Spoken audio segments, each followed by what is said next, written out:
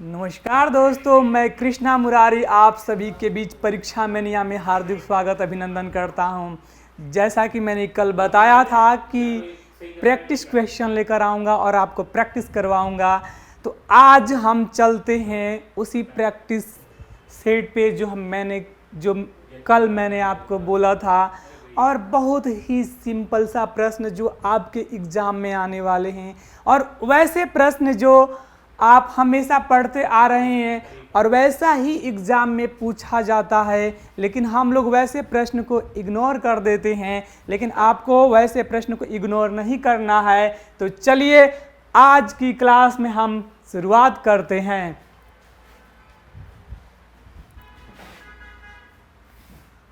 आपके सामने पहला प्रश्न है और इस क्वेश्चन को बढ़िया से पढ़िए। केकड़े के कितने पैर होते हैं? और फटाफट आंसर दीजिए बिना समय लेते हुए, क्योंकि आपके पास उतना समय एग्जाम में नहीं मिलता है जितना स्पीड, इसीलिए मेरे साथ अभ्यास करते चलिए। जो आपको प्रॉब्लम हो कमेंट बॉक्स में अपना आंसर छोड़ दीजिए, उसका सारा चीज़ मैं कंप्लीट करा दूंगा। तो जल्दी से फटाफट बताइए केकड़े के कितने पैर होते हैं? आपका विकल्प ए में 12, 10, 8 और आपका 6। जल्दी से बताइए, फटाफट आंसर बताइए कि केकड़े के कितने पैर होते हैं। और सबको पता होता है केकड़ा सब कोई देखा होता है, यानी 8 पैर वाला केकड़ा चलता तिरछी चाल, जिसको पकड़ ले हो जाता है बेहाल। यानी आपका आंसर क्या हो गया? आपका आंसर नंबर सी है। क्या है आपका आंसर? सी, यानी विकल्प 8 पैर वाला केकड़ा चलता तिरछी चाल। सटीक आंसर, क्लियर। अगला प्रश्न जल्दी से देखिए, पहले वित्त आयोग का गठन कब हुआ? पहला वित्त आयोग का गठन जल्दी से पढ़िए और विकल्प देखिए। 1950, 1951, 1951, 1952, 1952, 1954, 1954। जल्दी से आप बताइए कि कौन आपका आंसर होगा। पहले वित्त आयोग का गठन कब हुआ था? तो मैं आपको बता दूं या आप अपना कमेंट बॉक्स में आंसर देकर बताइए। तो पहले मैं आपको बता देता हूं कि वित्त आयोग है क्या, इसके बाद आपका आंसर खुद ही निकल के चला आएगा। तो वित्त आयोग जो है केंद्र सरकार और राज्य सरकार के बीच क्या करता है? हिस्सों का बंटवारा करता है। ठीक है, किस आर्टिकल के तहत? अनुच्छेद 280 के तहत करता है, जो भारतीय संविधान में लिखा गया है। कितने साल के लिए? 5 साल के लिए, जिसकी नियुक्ति राष्ट्रपति करते हैं। ठीक, तो पहला वित्त आयोग का गठन कब हुआ था? तो 22 नवंबर 1951 में किया गया था, जिसके अध्यक्ष किसको बनाया गया था? केसी नियोगी को बनाया गया था दोस्तों। तो आपका आंसर क्या होगा? 1951, यानी बी आपका आंसर इज करेक्ट। समझ में आया कि वित्त आयोग का गठन कब हुआ था? 1951 में हुआ था। चलिए अगला प्रश्न पर चलते हैं। कौन सा वाद्य यंत्र बिना तार का है? यानी किस वाद्य यंत्र में तार नहीं है? तो देखिए आपके सामने है, पहला गिटार, दूसरा है सितार, और सी में है ट्रम्पेट, और डी नंबर में आपका वायलिन है। फटाफट आंसर बताइए बिना टाइम गंवाते हुए कि कौन सा वाद्य यंत्र है जो बिना तार का है। तो गिटार में तो तार आप लोग देखे होंगे, सितार में आप लोग तार देखे होंगे, वायलिन में आप लोग तार देखे होंगे, लेकिन ट्रम्पेट किसको कहते हैं सर? तो ट्रम्पेट उसको कहते हैं जिसको हम अपने भाषा में बिगुल कहते हैं, और बिगुल जो है मुंह से बजाया जाता है। आपका आंसर क्या हो गया? सी नंबर, यानी आपका आंसर सी हो गया। अगला प्रश्न देखिए, सौरमंडल का सबसे अधिक गर्म ग्रह कौन सा है? सौरमंडल का सबसे अधिक गर्म ग्रह कौन सा है? जल्दी से बताइए। शुक्र है, मंगल है, पृथ्वी है या शनि है? आपका आंसर क्या है जी? इधर देखिए, क्लास में ध्यान रखिए। क्लास के समय आप लोग इधर उधर भटकिए मत, क्योंकि एक प्रश्न से चूक जाइएगा। और आपके सामने एक प्रश्न है और यहाँ से 4-5 प्रश्न निकल जाएगा जो आपके एक प्रश्न तो एग्जाम में आना ही है। तो इस प्रश्न को आप लोग इंपॉर्टेंट यानी एकदम स्टार लगाइए। और कैसे एक प्रश्न आएगा बताइए जल्दी से। सौरमंडल का सबसे अधिक गर्म ग्रह कौन सा होता है?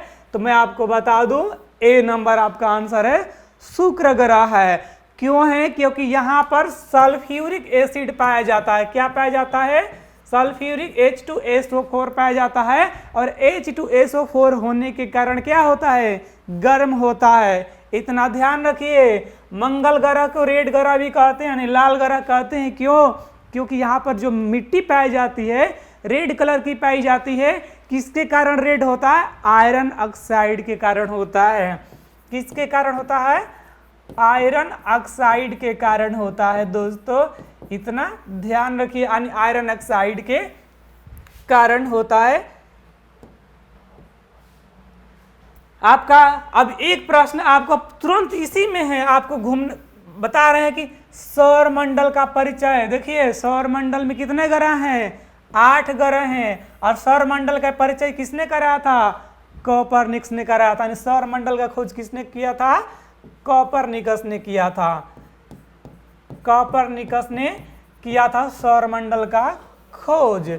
जो ग्रह गति ग्रह से रिलेटेड ग्रहों का परिचित नहीं, सौरमंडल का परिचय कराया था।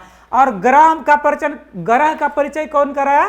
केपलर ने कराया था दोस्तों। ग्रह का परिचय केपलर कराया था। जल्दी से नोट मत कीजिएगा, पहले आप समझिए बाद में आप नोट कीजिएगा, क्योंकि एक प्रश्न से आप एग्जाम में चूक जाइएगा। ऐसे प्रश्न आपका एग्जाम में ऐसे पूछता है जो आप हमेशा पढ़े। सौरमंडल कितना बार पढ़े हैं? 8 ग्रह होता है। इसका खोज किसने किया? आपको लगा कि हाँ, मैं आपको एक बार और बता देता हूँ। इसमें देखिए कि सूर्य का सबसे बड़ा ग्रह का सबसे बड़ा ग्रह कौन सा है? बृहस्पति ग्रह है। और एक प्रश्न यहां से बन जाता है कि वलय वाला यानी छल्ला ग्रह किसको कहते हैं? शनि को कहते हैं। तो आपका आंसर ए था। चलते हैं अगला प्रश्न पर।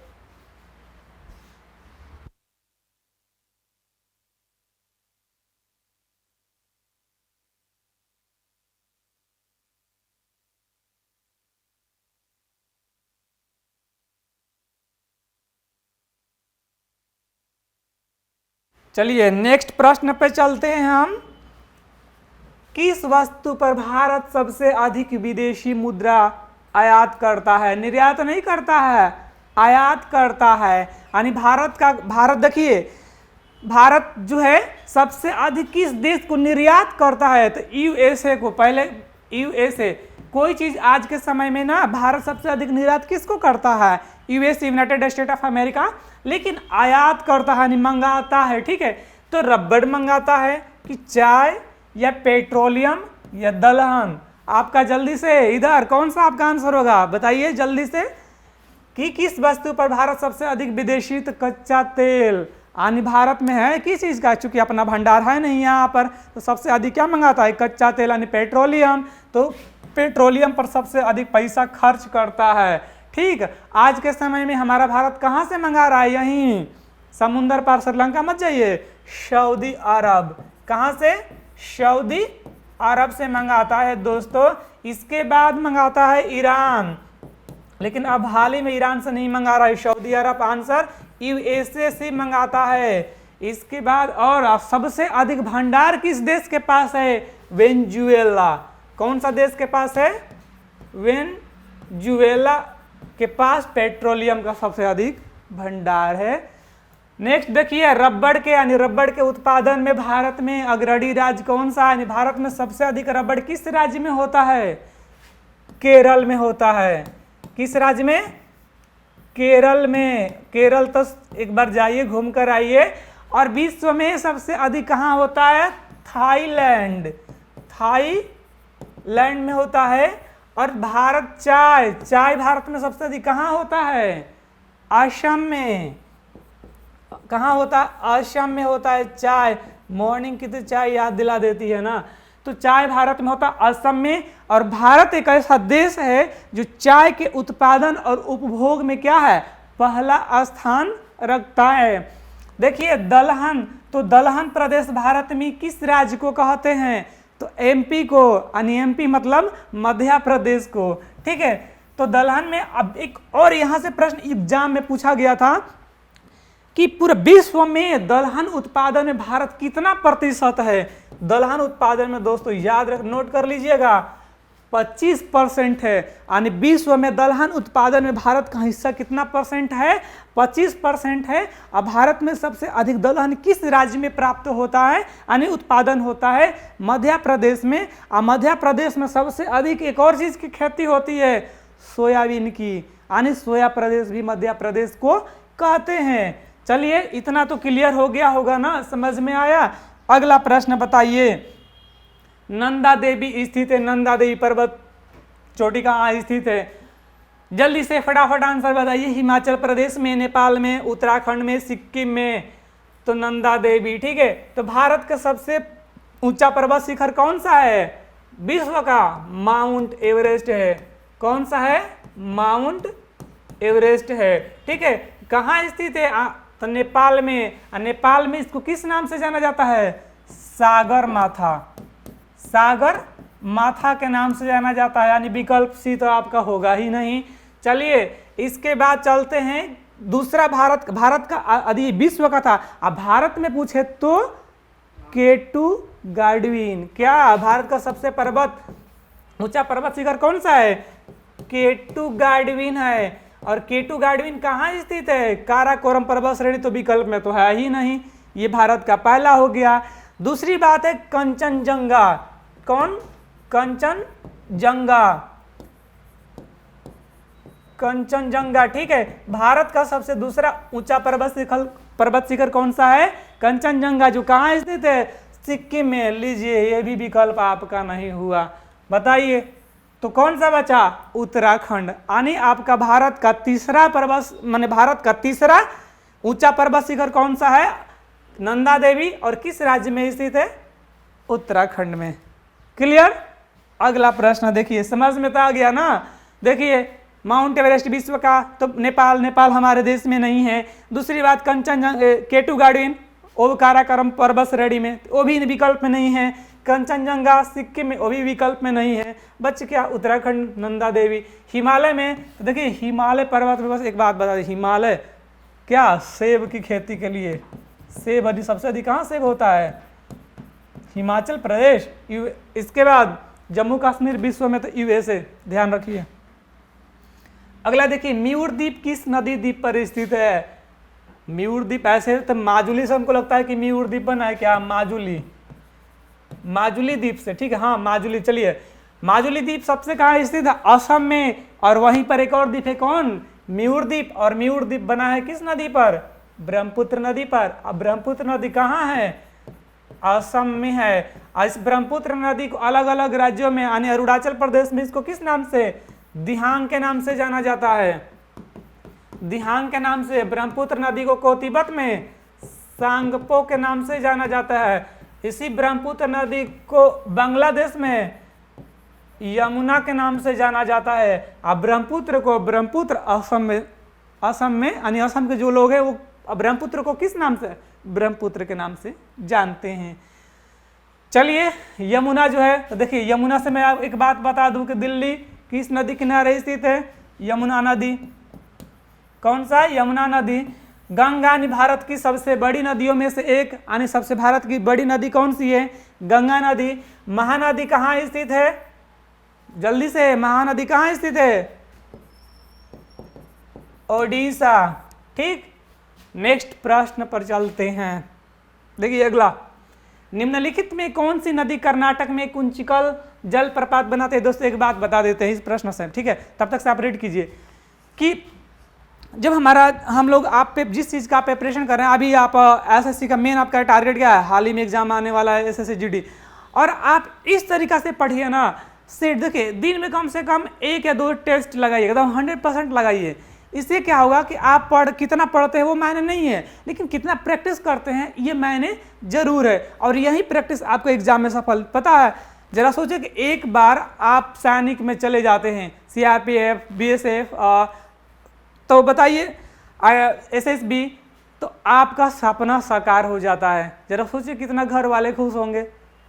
सेना हमारे देश का सबसे मेन जो पावर है ना, सेना, और प्रोटेक्ट हमारे देश को कर रहा है। आप इसी गर्व को आप तैयारी कर रहे हैं दोस्तों। तो मैं जो क्वेश्चन लेकर आया हूँ ऐसा नहीं, आपको लगता होगा कि कहीं से क्वेश्चन नहीं, मैं आपको वैसे प्रश्न लाता हूँ जिससे एक सेट में से एक प्रश्न यदि लट जाता है, या आपको वैसा ही मैं एग्जाम बना कर लाता हूँ। यदि मैं चाहता तो कोई सेट कंप्लीट कराता, लेकिन नहीं, क्योंकि मैं पता है कि एग्जामिनर क्वेश्चन कैसे बनाता है, टू अकॉर्डिंग टू मुझे बच्चों को कैसे बताना है, इसीलिए मैं ऐसा प्रश्न लेकर आता हूँ जो आपके एग्जाम में, बहुत ऐसा प्रश्न है जो कभी एग्जाम में पूछा ही नहीं जाता है और हम वैसे पढ़ते रहते हैं। तो बिल्कुल वैसा मत पढ़िए, आप वैसा पढ़िए जो एग्जाम डिमांड करता है। जल्दी से बताइए कि निम्नलिखित में कौन सी नदी कर्नाटक में कुंचिकल जलप्रपात बनाता है। यहां से एक बात बता देते हैं कि भारत का सबसे बड़ा, सबसे ऊंचा जलप्रपात कौन सा है? कुंचिकल जलप्रपात है। और किस नदी पर है? वराही नदी पर है। कौन सी नदी पर?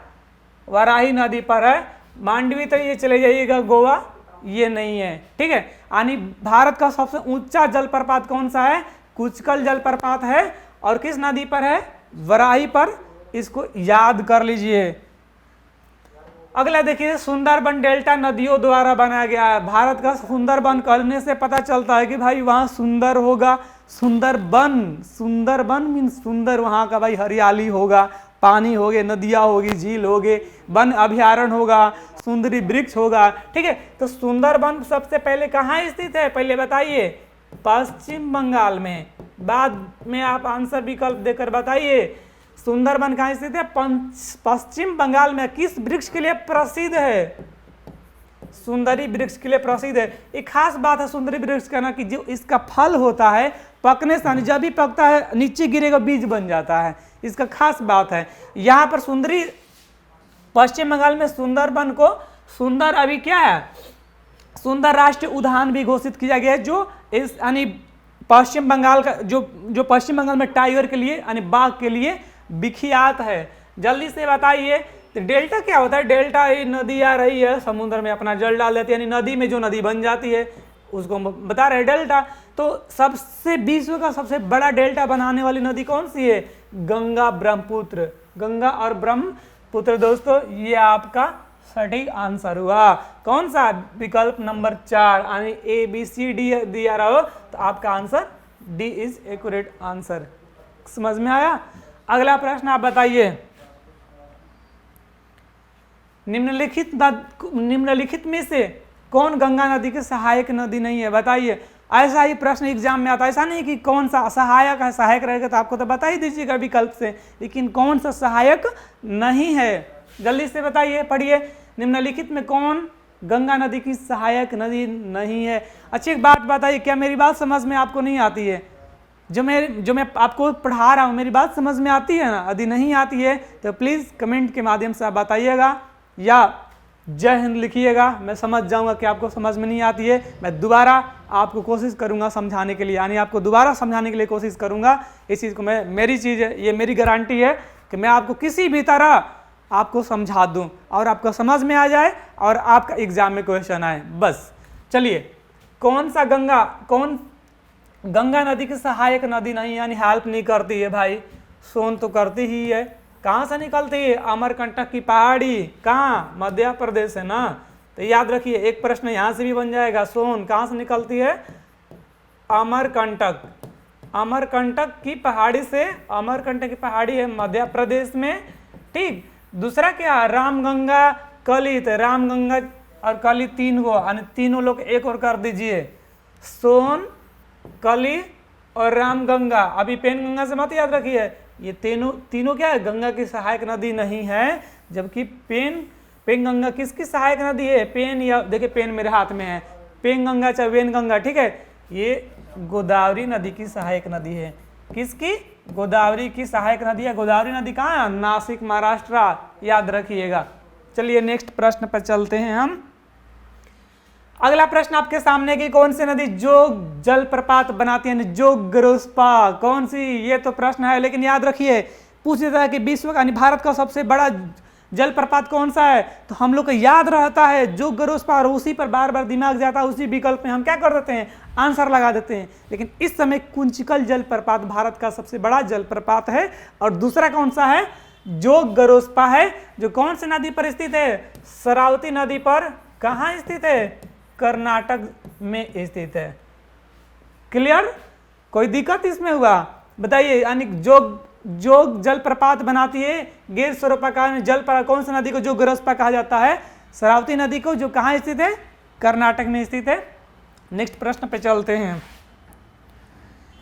अगला प्रश्न है कि कनिष्क वंश का शासक कौन था? देखिए मैं इस चीज का एकदम सटीक बस एक आंसर दूंगा, लेकिन अगला वीडियो में हर जो भी क्वेश्चन होगा मैं इतना क्वेश्चन बनाते चलूंगा ना। मैं सोच रहा हूं सबसे पहले कि आप मेरे से जुड़ जाइए और जुड़िएगा। जब टीचर यानी जो टीचर और स्टूडेंट के बीच कनेक्टिविटी बनती है ना, पढ़ाने में भी दोस्तों एकदम 100% मजा आता है। और बात है कि जब आप कमेंट करते हैं तो मुझे भी संतुष्टि मिलती है कि हाँ जो मैं पढ़ा रहा हूँ आपको समझ में आ रहा है।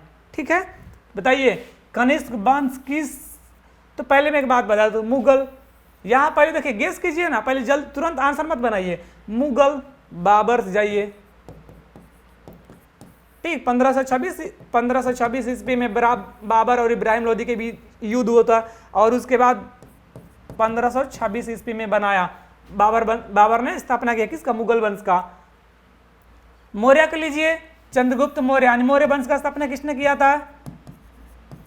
चंद्रगुप्त ने किया था। चंद्रगुप्त मौर्य ने किया था। किसके सहायता से किया था भाई? कौटिल्य की सहायता से किया था, यानी इनका विष्णुगुप्त की सहायता से,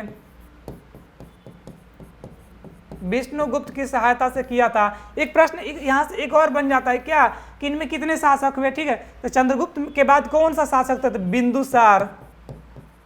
बिंदुसार पूछ देता है कि चंद्रगुप्त के बाद कौन सा, और सब एग्जाम में याद नहीं आता कि चंद्रगुप्त प्रथम तक द्वितीय था। ठीक है ना, चंद्रगुप्त मौर्य के बाद कौन शासन किया? बिंदुसार, अशोक। ये ध्यान रखिएगा, ये पूछता है इसलिए मैंने आपको बता दिया। नेक्स्ट क्वेश्चन इसमें देखिएगा, गुप्त की बात करें तो गुप्त वंश का कौन था? श्रीगुप्त था। गुप्त, और इसका प्रतापी जो शासक था कौन? चंद्रगुप्त द्वितीय विक्रमादित्य था। कौन? चंद्रगुप्त द्वितीय विक्रमादित्य। विक्रमादित्य। क्लियर? अब आपके पास तो आंसर आ ही गया होगा, कुषाण वंश का। कौन सा? कुषाण वंश का। ठीक है, यानी कनिष्क किस वंश का शासक था? कुषाण वंश का। क्लियर? तो सबसे पहले जब एग्जाम में कभी ऐसा प्रश्न आए ना कोई भी, तो आप पहले विकल्प देख लीजिए कि कौन कौन इसमें से नहीं है, और जो बच गया तो आपका 100% आंसर हो जाएगा। नेक्स्ट क्वेश्चन है कि भारत संविधान में राज्य के नीति निर्देशक तत्व। देखिए ये ऐसा, ये तो क्वेश्चन आना ही श्योर है, चाहे इसका भाग पूछ दे, अनुच्छेद पूछ दे, या फिर सीधे सीधे आपका आर्टिकल पूछ दे। ठीक है, तो क्या पूछेगा? भारतीय संविधान में राज्य के नीति यानी राज्य के नीति निर्देशक। देखिए एक प्रश्न तो यहाँ से ही बन जाएगा। इसके बाद निम्नलिखित में कौन सा अनुच्छेद ग्राम पंचायत? देखिए एक प्रश्न तो यहाँ से ये एग्जाम में तो पूछ ही देता है, चाहे आप PCS लेवल का कीजिए, चाहे CGL, CPO, MTS, SI, जो भी का पूछना इसका तय है। तो बताइए भारत के संविधान में ग्राम पंचायत को जो कहा गया किससे? आर्टिकल 40 में। किसके तहत? राज्य के नीति निर्देशक तत्व के। ठीक है, तो राज्य के, तो सबसे पहले भारत में पंचायती राज क्या है? ग्राम पंचायत कहाँ बना था? नोट कीजिएगा, तो 2 अक्टूबर 1959 में 1959 के नागौर जिला राजस्थान में, राजस्थान से शुरुआत हुआ था। किसके द्वारा उद्घाटन किया गया? पंडित जवाहरलाल नेहरू। पंडित जवाहरलाल नेहरू के द्वारा उद्घाटन किया गया था। यानी भारत में सबसे पहले पंचायती राज कहाँ बना? राजस्थान में 2 अक्टूबर 1959 में। और उद्घाटन किसने किया? पंडित जवाहरलाल नेहरू। याद रखिएगा जिससे। और राज्य के नीति निर्देशक तत्व कहाँ से लिया गया है? आयरलैंड के संविधान से। आपको कितना प्रश्न? 1 2 3 4 5 प्रश्न बन गया, बाकी डिफाइन करेंगे, टेंशन मत लीजिएगा। अगला देखिए, भारतीय संविधान में मौलिक अधिकारों की विशेषता आंशिक रूप से संविधान में निहित है, यानी अधिकार का विधेयक प्रेरण। निकालने के मतलब है कि देखिए ये मैंने इसलिए नहीं बता, मैं सीधी सी बात लिख देता कि मौलिक अधिकार कहाँ से लिया गया है, लेकिन जो एग्जाम में प्रश्न आता है ना वो आपको टाइम जो है ना उस, चूंकि आपके पास 120 मिनट यानी आपका टाइम खाने के लिए आता है। कहने का मतलब ये है कि आपको वैसा प्रश्न दे जो आपको आता हो, लेकिन क्या आपका टाइम निकल जाए। हम जब एग्जाम से निकलते हैं बोलते हैं कि क्वेश्चन तो जो प्रश्न था ना आ रहा था, लेकिन क्या करो टाइम में नहीं मिला, मतलब टाइम हमको नहीं मिला। देखिए तो टाइम किस लिए नहीं मिला, क्योंकि आपका जो क्वेश्चन सजाया हुआ था वो लैंग्वेज में ढेर था, ठीक है। अगर शर्ट में देता तो आप भी बना देते, इसीलिए आपका ऐसे लैंग्वेज में प्रश्न आता है, इसलिए मैंने ऐसे आपको लाया हूँ ताकि आप प्रैक्टिस कीजिए, और प्रैक्टिस करने से क्या होगा, आपके एग्जाम के लिए बेटर होगा, ठीक है। तो भारतीय संविधान में मौलिक अधिकार कहाँ से लिया गया, तो सबसे पहले बता दें ऑस्ट्रेलिया से। तो ये तो ऑस्ट्रेलिया से तो संविधान समवर्ती सूची लिया गया है, समवर्ती सूची, यानी सूचियों की संख्या कितनी है, संघ सूची, राज सूची, समवर्ती सूची, 3 सूची है, ठीक है। तो समवर्ती सूची कहाँ से लिया गया, ऑस्ट्रेलिया से लिया गया, ठीक है। संयुक्त राज्य आयरलैंड से, तो देखिए यहाँ से तो नीति निर्देशक तत्व लिया गया है, नीति निर्देशक तत्व। कनाडा से तो संघीय सरकार यानी संघीय वर्ड लिया गया, संघ जो संघीय वर्ड है, ऐसे भारत के संविधान में इतना उल्लेख नहीं किया गया है, लेकिन भारत संविधान राज्यों का संघ होगा, ठीक है। तो संघीय शब्द, तो बच गया आपका आंसर संयुक्त राज्य अमेरिका, यानी संयुक्त राज्य अमेरिका से क्या लिया गया है, यानी उपराष्ट्रपति का भी। और मौलिक अधिकार का गठन भारतीय संविधान के नहीं, भारतीय संविधान में गठन किया गया, कहाँ से लिया गया है, उपबंध है संयुक्त राज्य अमेरिका से। विकल्प से भी आप सही लगा सकते हैं, यानी आपका आंसर क्या हो गया 2, बी नंबर। नेक्स्ट क्वेश्चन है किस वस्तु पर भारत सबसे अधिक विदेशी मुद्रा, ये 2 बार रिपीटेड क्वेश्चन हो गया है क्या, ये क्वेश्चन रिपीट हो गया है, ठीक है। फिर भी मैं बता देता हूँ क्योंकि मैंने आपको बता चुका हूँ, पेट्रोलियम, सीधी से आंसर रखिए पेट्रोलियम। नेक्स्ट प्रश्न है, सर आज का इतना ही प्रश्न था। अब देखिए आपके सामने एक टॉपिक आ गया, हमको लगा कि बहुत से 20 प्रश्न है, लेकिन उतना ही प्रश्न था 15। चलिए इसमें से एक प्रश्न, इसमें देखिए आप लोग पढ़ते होंगे ना बहुत सा क्या मैप प्लान ठिकाने पढ़ते हैं, लेकिन उतना नहीं पढ़ना आपको, सिंपल सा। दूसरी बात है कि टीचर भी इतना पढ़ा देते हैं ना कि एग्जाम में आता नहीं है। अरे उतना पढ़ाइए ना, क्या आप IAS लेवल का तो बच्चा गाइड नहीं कर रहे हैं, आप बच्चा को उतना ही पढ़ाइए जितना एग्जाम आ जाए। एक बच्चा को क्या चाहिए, सर्विस करना है, सर्विस करने के लिए एग्जाम क्वालिफाई करना है, और एग्जाम के लिए आपका एक ट्रेंड है, तो अकॉर्डिंग टू वैसे गाइडेंस कीजिए ताकि कोई स्टूडेंट साधारण तरीका से पढ़ के क्वालिफाई हो जाए, चाहे गांव में पढ़ता हो, शहर में पढ़ता हो, यानी एनीवे कोई बात नहीं।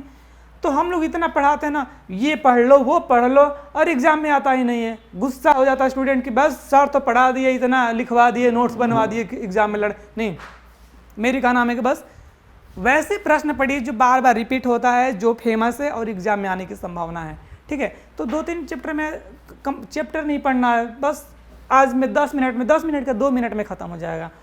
देखिए आप जैसे भांगड़ा है, भांगड़ा गिद्धा सबको फेमस है भाई, कहाँ का इंडियन डांस में कहाँ का डांस है भाई, भांगड़ा गिद्धा। जल्दी से नृत्य कहाँ होता है, भांगड़ा सब लोग सुनते हैं, पंजाब में होता है। कहाँ होता है, पंजाब में। अब देखिए एक प्रश्न यहाँ पर, घूमर, घूमर जो है ना घूमकर, तो ये कहाँ होता है, राजस्थान में होता है। घूमर कहाँ होता है, राजस्थान में होता है। भवाई, अब देखिए 13 ताली, भवाई नृत्य, कालबेली है, ये एग्जाम में नहीं पूछेगा, बस सीधी से पूछेगा घूमर कहाँ होता है। हम लोग इतना पढ़ते रहते हैं, कोई एग्जाम में पूछता ही नहीं है। चलिए गरबा बताइए, गरबा कहाँ है, तो गरबा है गुजरात का है।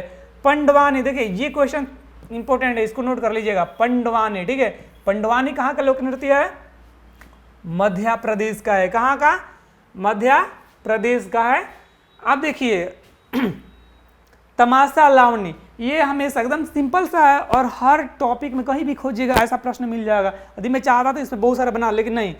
महाराष्ट्र और लावनी कहाँ का है, तमाशा और लावनी कहाँ का लोक नृत्य है, महाराष्ट्र का। मंदी, ढकनी, ढकनी से याद रखिए, ढक्कन, Goa. Yakshagana, important question, CGL के लिए नहीं, यानी वनडे एग्जाम, किसी भी एग्जाम के लिए यक्षगान सीधे। कर्नाटक, कर्नाटका। कथक से कथकली, मोहिनी अट्टम, थोड़ा मलयालम, देखिए मलयालम, मोहिनी अट्टम, कथक, कथकली, ठीक है, यानी मलयालम भाषा है, ठीक है, डांस नहीं है। तो कथक कहाँ का है, मोहिनी अट्टम कहाँ का है, केरल का है। एकदम VVI, इस पे आप स्टार लगा लीजिए। बस क्या कीजिएगा, जब आपको लगे ना कि ये समझ में, एक बार परीक्षा में का वीडियो देख लीजिएगा, आपका क्लियर हो जाएगा। एग्जाम में जाने से पहले देख लीजिएगा, सब चीज़ क्लियर, आपको भूलने के चांस ही नहीं बनता है। देखिए नेक्स्ट, अब देखिए नौटंकी, ये एग्जाम में जल्दी पूछता नहीं है, सबको पता होता है कि नौटंकी उत्तर प्रदेश में होता है, ठीक है। अब बिहू, ये सबको पता है, बिहू असम का है, ठीक है। बिहू, चिमचोंग, चिमचोंग ऐसे चामचुंग ऐसे नहीं होता, चिमचोंग जो भी है, तो ये सब नागालैंड का है, किमकोंग जो भी है, ठीक है। अब देखिए, अब देखिए हिमाचल प्रदेश, छपेली दांगी थाली, ये जो क्वेश्चन अधिकांश पढ़ लेते हैं लेकिन इतना नहीं पूछता है। मैं आपको बता दूं सबसे अधिक पूछता क्या है, पूछ देगा विदेशिया, बिहू, इसके बाद यात्रा, ये सब इंपॉर्टेंट क्वेश्चन है जो आपके एग्जाम में रिपीट नहीं आता ही आता है। चलिए, छपेली दांगी थाली कहाँ का है, हिमाचल प्रदेश। कजरी, कजरी, कजरी गाया जाता है ना, बिहार में भी कजरी गाया जाता है, लेकिन आपका कहाँ का, उत्तर प्रदेश। नौटंकी कहाँ का है, उत्तराखंड, सॉरी, कजरी छालिया कहाँ का, उत्तराखंड।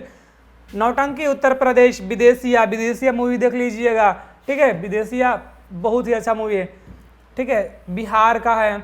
झारखंड, विदेशिया, झारखंड से। बिहू, असम से। नागालैंड, लिमचोंग देख लिया, लिमचोंग आ गया ना, यमचोंग जो भी है, लिमचोंग, लिमचोंग मुंह से, नागालैंड।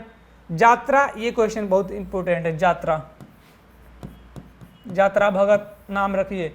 यात्रा कहाँ का है, पश्चिम बंगाल का है, ओडिसी और घूमर, ठीक है, ये आपका ओडिशा का है। अगला देखिए,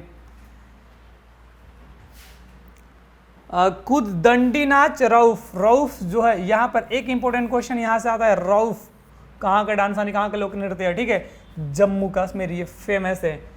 कहाँ का है, भांगड़ा गिद्धा, पंजाब। देखिए, कालबेलिया घूमर, यहाँ से एक क्वेश्चन, घूमर राजस्थान, पंडवानी मध्य प्रदेश और गरबा गुजरात। आज का क्वेश्चन इतना ही है, बस आप रिपीट कीजिएगा और हमारे साथ बने रहिए। यदि आपको समझ में नहीं आता है दोस्तों, कमेंट बॉक्स में अपना आंसर छोड़ दीजिए। मिलते हैं हम अगला क्लास में विद प्रैक्टिस के साथ, और आपको लाएंगे important question to related current. तब तक के लिए दोस्तों, जय हिंद, धन्यवाद।